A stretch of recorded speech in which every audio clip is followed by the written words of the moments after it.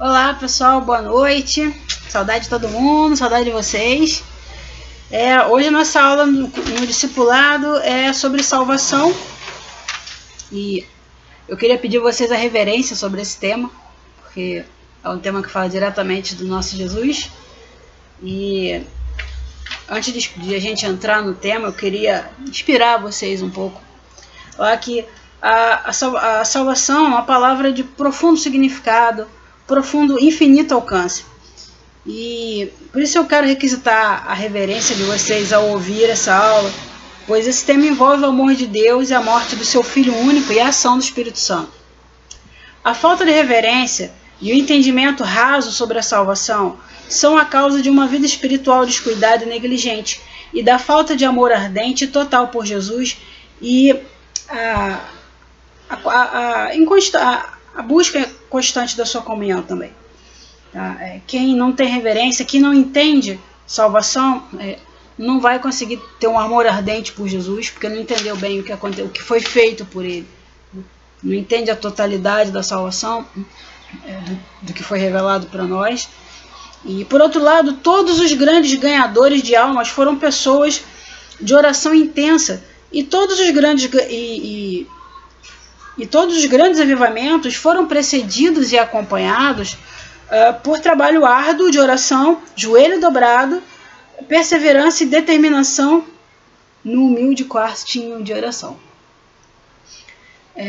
Paulo orava sem cessar, de dia e de noite, com orações, súplicas e intercessões.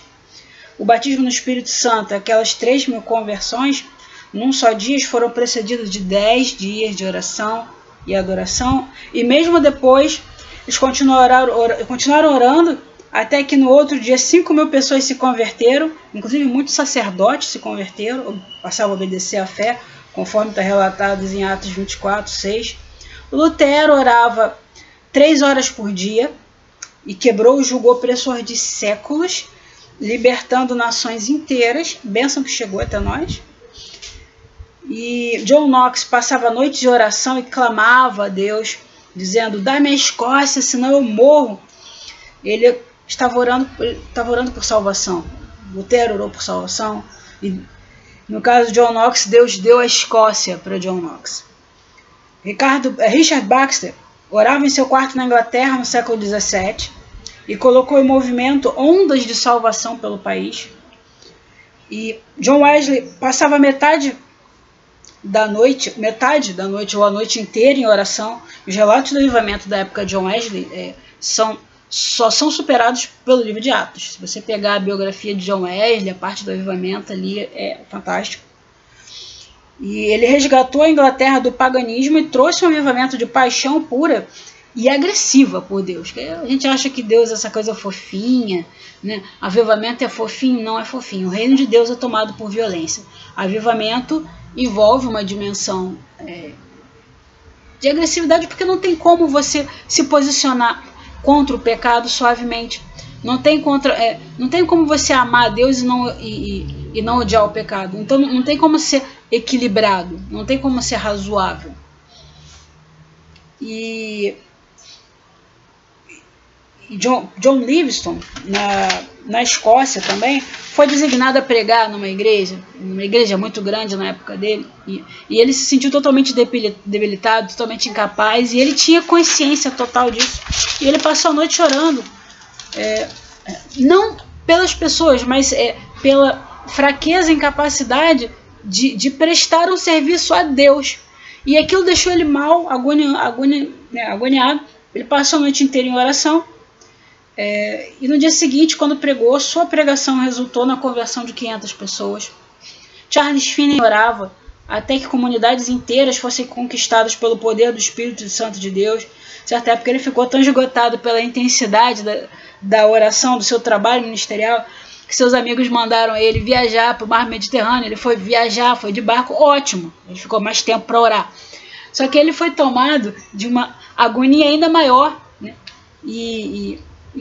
Ele orou mais intensamente. Quando ele voltou, isso aumentou, porque ele orava em favor da evangelização mundial, e isso aumentou, até que Deus deu um descanso, aquilo passou, deu um descanso e veio aquela certeza de que Deus estava no controle e que Deus ia levar aquela obra adiante por ele mesmo. Então ele descansou.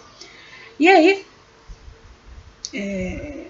ele se recompôs e foi para Nova York pregar uma série de palestras sobre avivamento chamado Revival Lectures, se você achar na internet.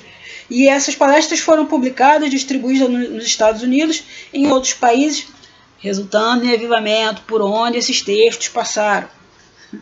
Até hoje é difícil passar pelos sermões do Finney impunemente. Aliás, qualquer um desses avivalistas, é difícil você passar pelos sermões dele e não ser pelo menos chamuscado. Se não vou dizer incendiado, mas pelo menos chamuscado você é. Finney relata o caso também de uma igreja, isso aqui é muito interessante, que a igreja experimentou um avivamento ininterrupto de 13 anos. Não era a igreja dele não, mas ele só relata. E um dia do nada parou. E todo mundo ficou perguntando o que aconteceu. Estava todo mundo avivado e de repente todo mundo esfriou.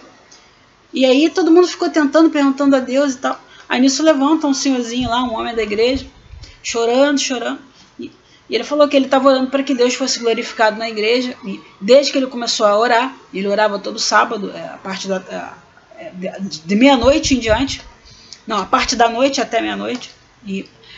E Deus começou a responder dessa forma. Ele sabia que era a oração dele porque era a resposta de oração. E 13 anos depois, quando finalmente ele parou de orar, 2 semanas depois acabou o avivamento naquela congregação. O avivamento pode alcançar uma nação, mas ele começa com uma oração individual de alguém que está orando com compromisso, de alguém que está orando com toda a sua força. Não é apenas orar. Você está vendo que tem uma dimensão de agonia pelas almas, pela salvação? E aqui está falando Finney. E como eu disse antes, todos os avivalistas eram estudiosos da palavra ou teólogos estudiosos da palavra. Porque avivamento envolve o coração em chamas e para isso precisa de palavra, né? Todos eles passavam grandes períodos de oração pelas almas. Todo avivamento produziu salvação. Porque todos os avivalistas oravam por salvação, porque eles queriam que Deus fosse glorificado. E a relação entre salvação e a glória de Deus a gente vai ver hoje.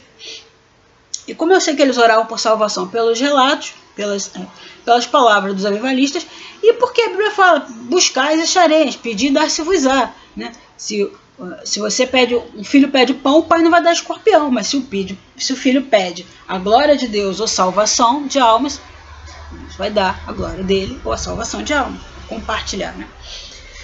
E Deus não mudou. Se pedirmos, ele continua respondendo, né? Ele vem sobre essa nação. Mas quem é que está disposto hoje a abrir o coração por o Espírito Santo, interceder com gemidos inexprimíveis? Quem está disposto a sentir a agonia do Espírito Santo pelas almas que se perdem, que vão para o inferno? Quem está disposto? Quem tem coragem de entrar nessa brecha? Quem tem coragem de entrar nessa intercessão pelas almas? Isso, no estudo de salvação, é muito importante você pensar nisso. Não é só você entender os conceitos, que a gente vai estudar mais à frente, e pensar nisso, mas lembra que você tem um compromisso de oração com Deus. Nosso Deus é um Deus que responde com fogo.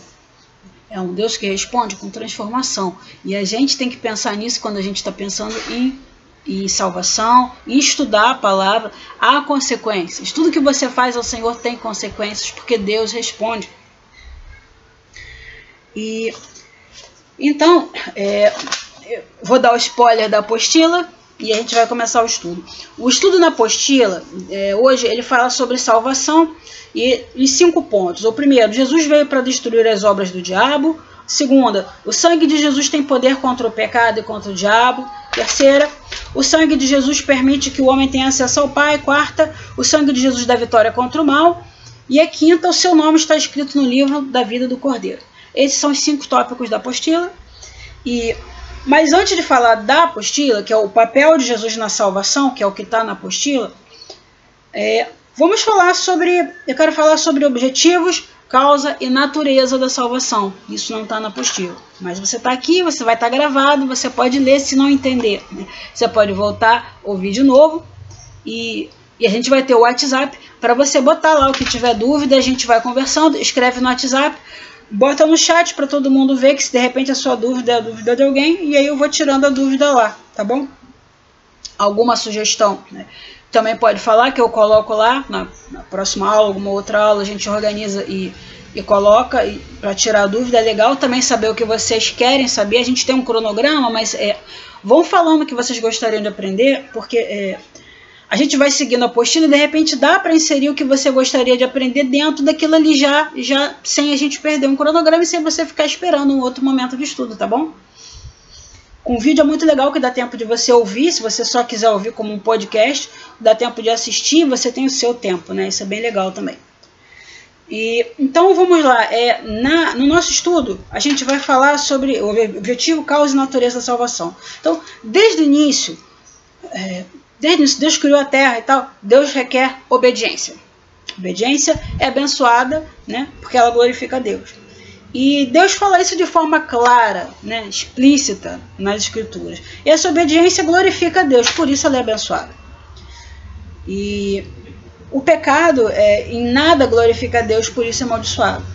As coisas que não glorificam a Deus não podem ser abençoadas, gente. Não tenha dúvida. Às vezes está numa prática toda errada e no final dessa prática você vai achar um resultado que você pode usar para o bem. Mas se aquela prática em si não glorifica a Deus, Deus não vai abençoar, não pode abençoar, entendeu? Não pode ir contra a glória dele, não pode ir contra ele, não faz sentido, e ele não faz isso. Então, o pecado não nada glorifica a Deus, por isso é amaldiçoado, mas o homem pecou, e o pecado entrou no mundo, sendo transmitido aos descendentes de Adão, como a gente viu na outra aula, que Adão era como se fosse um molde, uma forma, uma matriz que ia ser reproduzida. Então, esse pecado alastrou por toda a descendência. E até que veio Jesus e entrou um novo formato, uma nova forma, uma nova matriz, e aí a gente passou a ter um homem espiritual. E eu quero falar a respeito de propósito. A salvação tem como propósito trazer a glória eternamente a Deus. E essa glória na salvação, ela vem por meio de Jesus Cristo e para todo sempre. Isso está em Romanos 16, 27, 2 Coríntios 4, 6 e 1 Pedro 5, 10.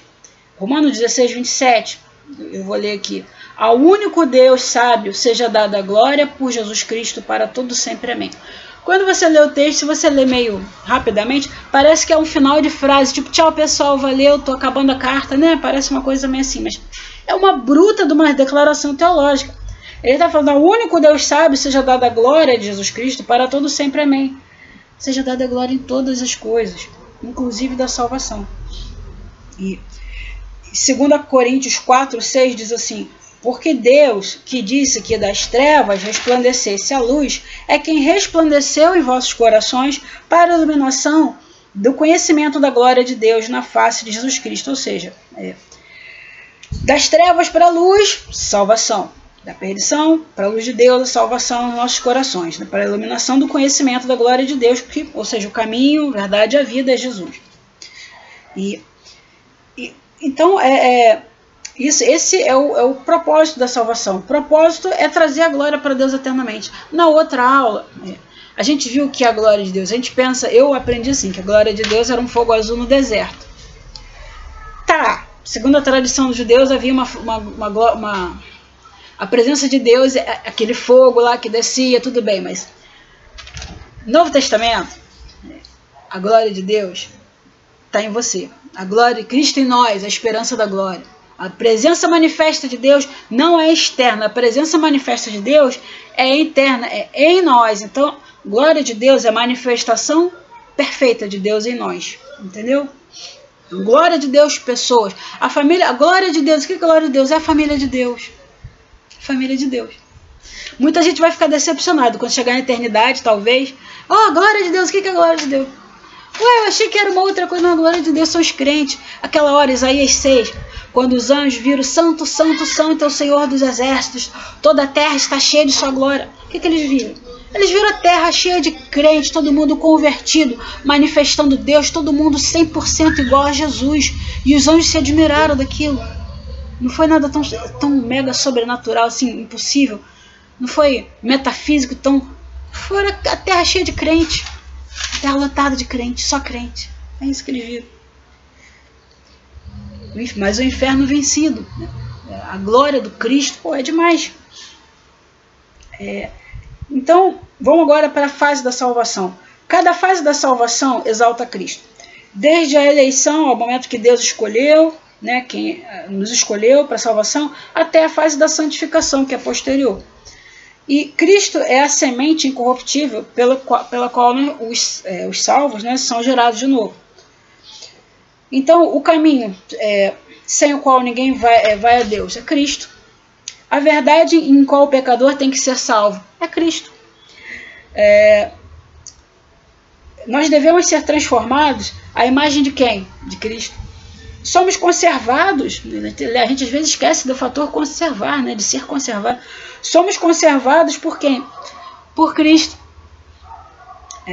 O fruto da justiça são os frutos do Espírito de quem? De Cristo. Do início ao fim, a salvação, ela está glorificando Cristo ali, está honrando, glorificando a Cristo, que é o próprio Deus. No início era o Verbo estava com Deus, o Verbo era Deus.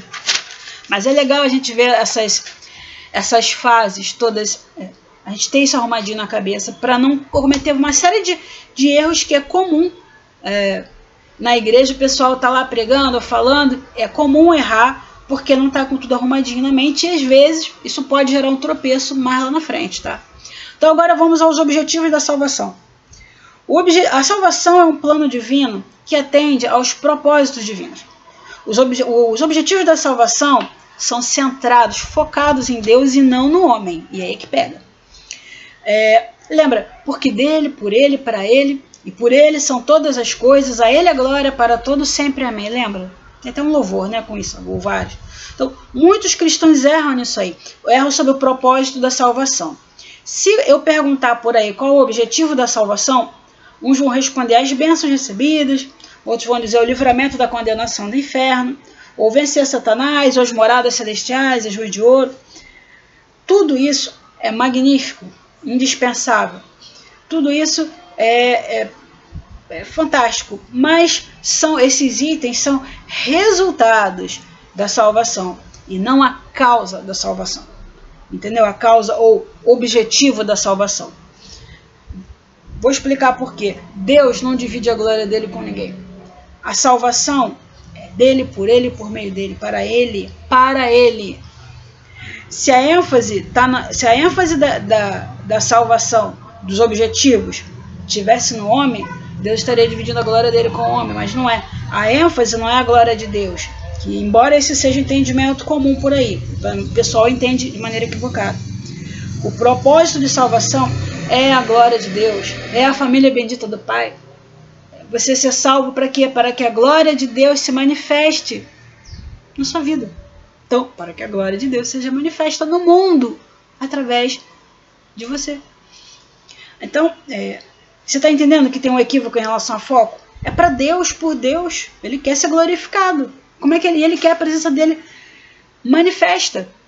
Ele é onipresente, onisciente, onipotente, mas ele achou interessante a vontade de Deus. Mais à frente a gente vai ver um pouquinho a vontade de Deus. Então, o propósito da salvação é a glória de Deus. Há consequências? Há. Para quê? Para a glória de Deus. Entendeu? Então vamos lá. 4. A causa da salvação.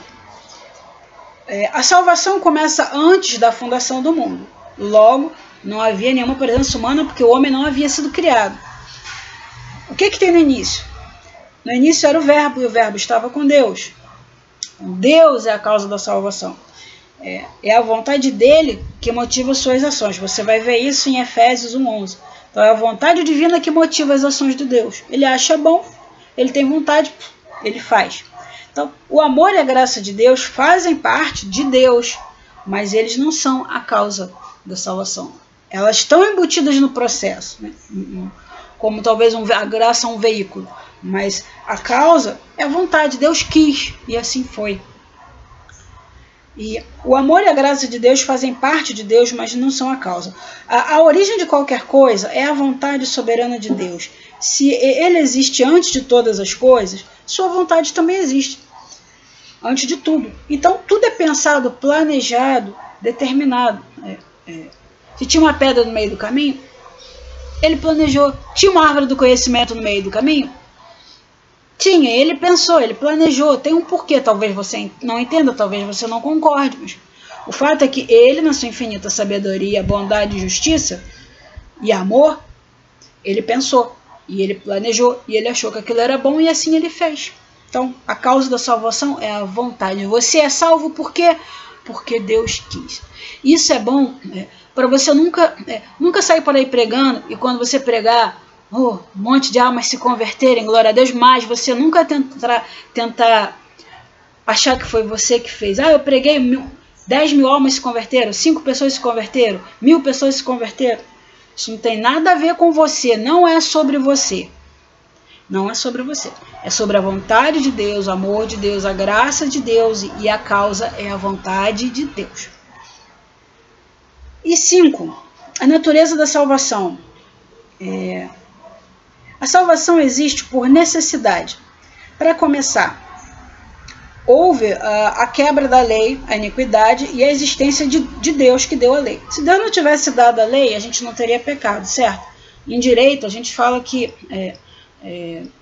não há crime sem pena anterior que o defina. É bem isso aqui, tá? Mas o pecado tem suas consequências, né? E só que o pecado e suas consequências são desfeitas pela salvação. A salvação é uma libertação. É a libertação da culpa, da impiedade, do pecado, das consequências disso tudo, das consequências eternas da rebelião contra o governo de Deus. Sem essa libertação, sem a libertação que a salvação provoca, o pecador seria excluído eternamente da presença de Deus e para sempre exposto à sua ira. A salvação é livre, substitutiva, penal e sacrificial. Vicária, mais fácil falar vicária. Esse foi o preço pago na cruz, e se um dia a gente der uma aula específica sobre a cruz, a gente vai ver esse detalhe de ser substitutiva, que é aquilo que Jesus morreu no meu lugar, o preço foi pago, ele morreu no meu lugar, morreu por mim, mas morreu no meu lugar, não é a mesma coisa, tá? No meu lugar é substitutivo, por mim é vicária, sacrificial. Então, a natureza da salvação, portanto, é ser necessária e é ser libertação. Então, ser necessário e ser um ato de libertação, isso é a natureza da salvação. E salvação não é apenas o livramento da condenação do inferno. Ela envolve todos os atos redentores e transformadores da parte de Deus para com o homem e com o mundo. Deixa eu um pouquinho. Para com o homem e para com o mundo. Através de Jesus, nesta vida e na outra. Então, a salvação diz respeito ao futuro, mas começa a ser vivida agora, no presente.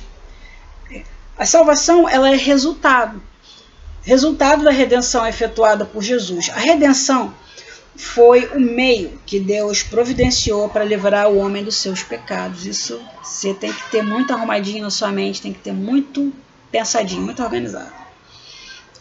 A salvação é instantânea, tá? Você se arrependeu genuinamente, salvação está lá. No momento que o pecador se entrega a Deus por meio de Jesus, ele é perdoado e regenerado.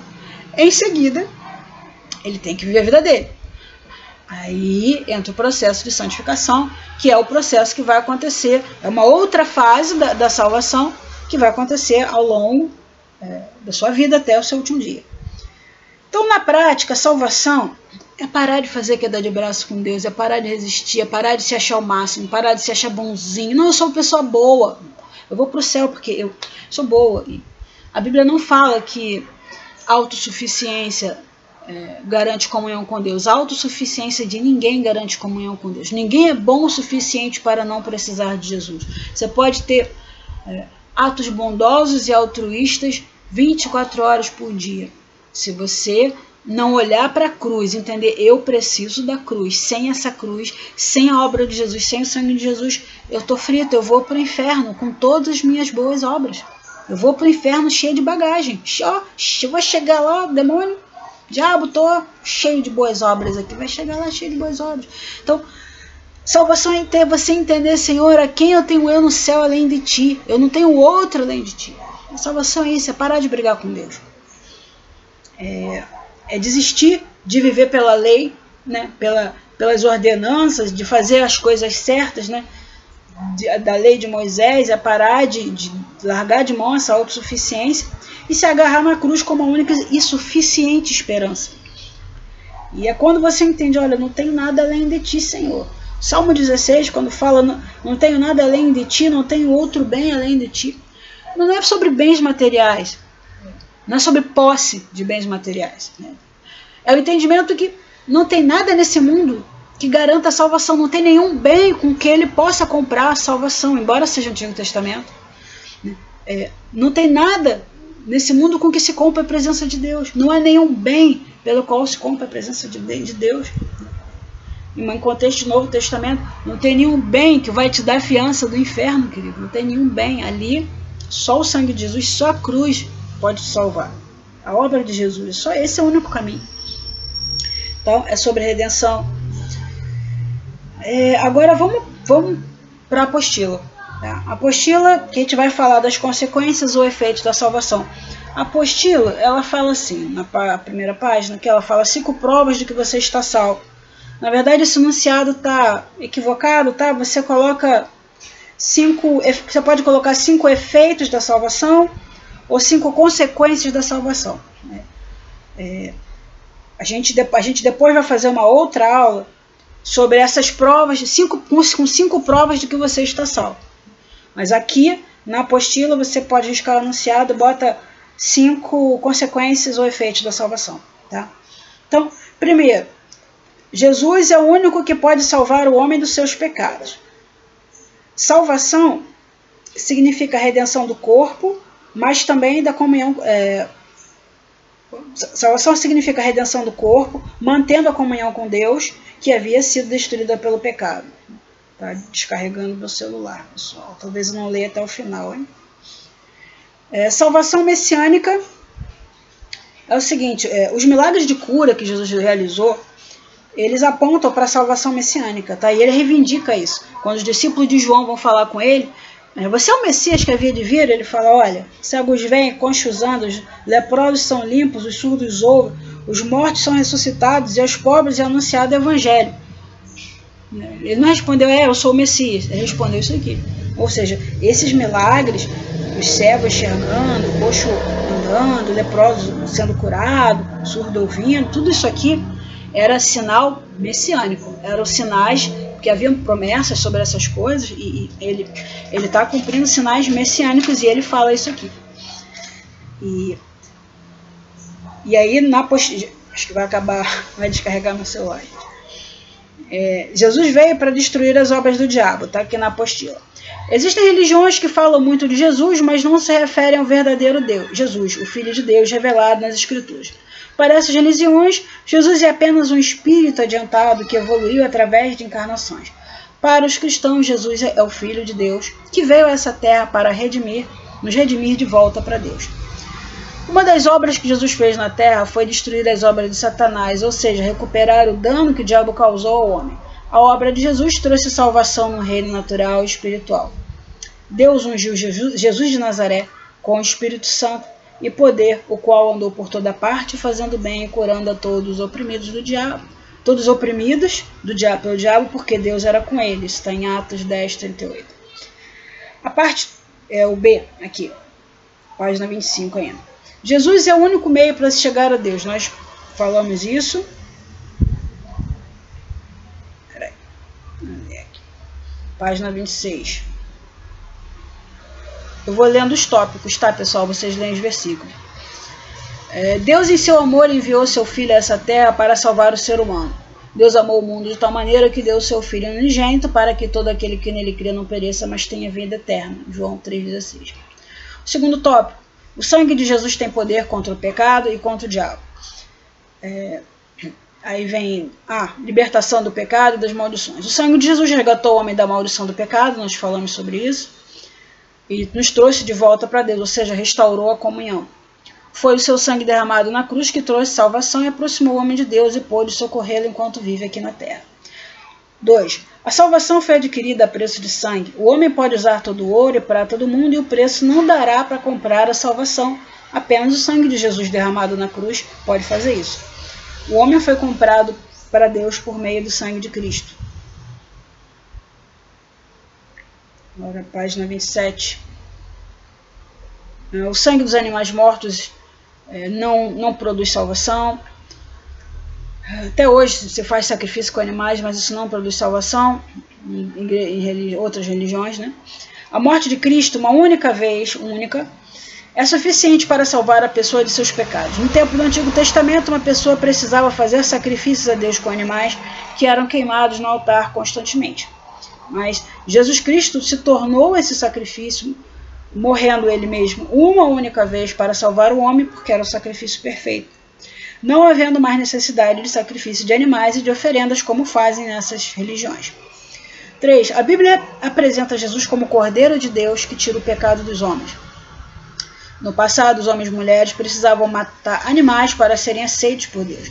E o texto aqui indica que o Senhor Jesus, como Cordeiro morto, satisfaz a exigência dos sacrifícios. Ele é o Cordeiro que morreu uma vez, para sempre, por todos. As pessoas não precisam mais fazer sacrifício nenhum, pois o de Cristo é suficiente para redimi-las para Deus.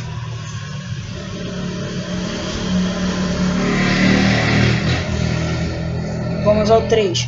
O sangue de Jesus permite que o homem tenha acesso a Deus Pai.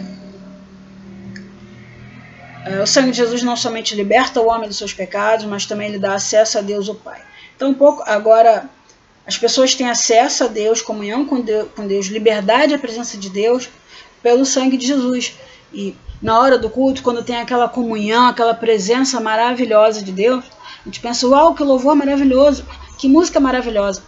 Aquilo não é porque o louvor é maravilhoso, porque a letra é bonita, ou porque os ministros de louvor são ungidos. Aquilo é pelo sangue de Jesus. A gente se engana muito e tropeça feio nessas coisas. E, sabe, antes o homem estava debaixo da ira de Deus, mas agora o sangue de Jesus foi derramado e isso dá acesso ao Pai. Não é o louvor, não é a música, não é o instrumento de boa qualidade, não é o microfone caro, né, não é o telão de LED, não é essas coisas não, gente, é o sangue. Aqui, agora outra página. Página 28. 3. O sangue de Jesus permite que o homem tenha acesso a Deus o Pai. A gente falou sobre isso. E 5. Seu nome está agora escrito no livro da vida do Cordeiro. Você agora é de Deus. Seu nome foi escrito no livro da vida do Cordeiro. Você está salvo por Cristo. Você deve compreender que deve perseverar, ficar firme em Jesus e crer que seu nome está escrito no livro da vida. Isso quer dizer que quando você entrar para o reino de Deus, seu nome está escrito no livro de Deus. Todo aquele que tem o seu nome escrito no livro da vida não enfrentará o dano da segunda morte. Aleluia. E a gente tem que se alegrar com essas coisas. Aí aqui no final vem as atividades da lição 4, com marcar certo ou errado.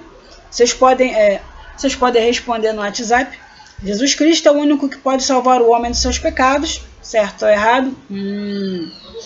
O sangue de Jesus tem poder contra o pecado e contra o diabo. O sangue de Jesus permite que o homem tenha acesso a Deus o Pai.